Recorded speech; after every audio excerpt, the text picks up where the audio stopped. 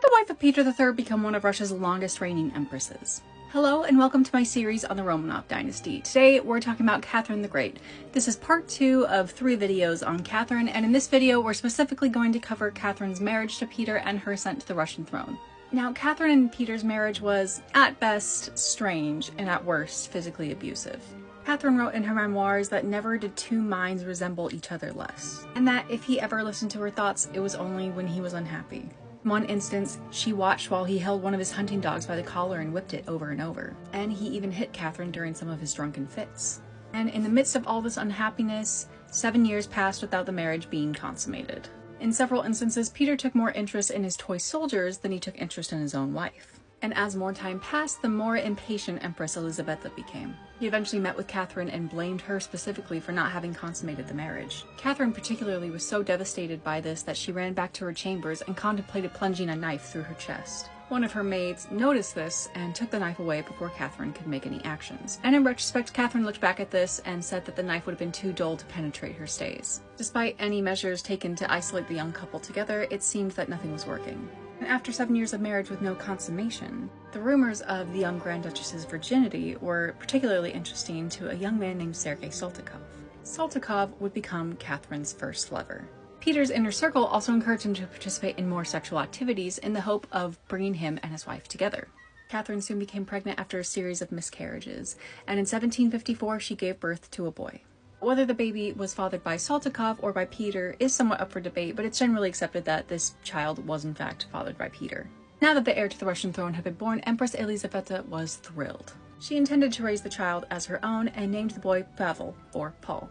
But while Elizabeta had been off celebrating the birth of the new child, Catherine had been left alone on the labor bed for 3 hours. She wasn't even allowed to see her own son until a week after he had been born. And not only had Catherine been separated from her son, but her lover, Sergei, had also been sent away on political business. Catherine was left feeling aggrieved and completely alone. And a lot of people speculate that it's this separation from her son that would affect her ability to form a motherly relationship with her son in the future after the passing of Empress Elizabeta, and that this would lead to the fractured relationship between Catherine and Paul. After a period of grief, Catherine decided it was time to develop her own political standing at the court. She set about finding allies, and it was through her political prowess and charm that she met one of her next lovers, none other than the heir to the Polish throne, Stanisław Poniatowski, and another one of Catherine's significant lovers, Grigory Orlov. Grigory was serving as an artillery officer when he caught the Grand Duchess's eye. Orlov was also considered something of a war hero for his efforts during the 7 Years' War, which was great for his influence. As Empress Elizabeta's health began to deteriorate, more and more people were becoming terrified at the prospect of having him as Tsar and as Emperor, especially given his sympathies for Prussia and the fact that they were still in the middle of the 7 Years' War against Prussia. And then, when Elizabeta did pass away and Peter III passed on the lands that had been won by Russia during the war back to Frederick II, or Frederick the Great, it didn't curry him any favors with the Russian people, or with the people of the court.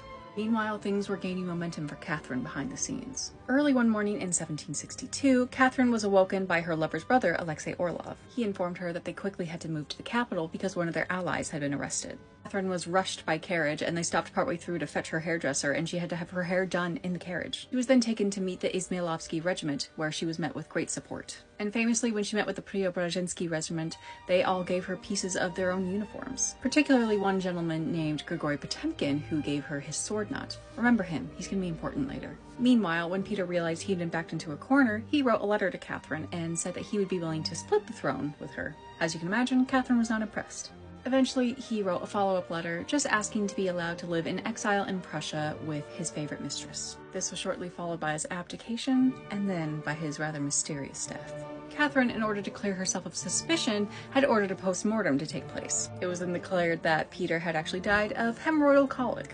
But many were not convinced by this, especially when Catherine cleared the names of those who were suspected to have been involved in Peter's death. In particular, she was worried about how the other courts of Europe would perceive her. And now that her reign had begun in such a tumultuous nature, it was up to her to stay the course. Don't forget to tune in next time for my final part on Catherine the Great, when we discuss her reign as the longest and last female ruler in Russian history.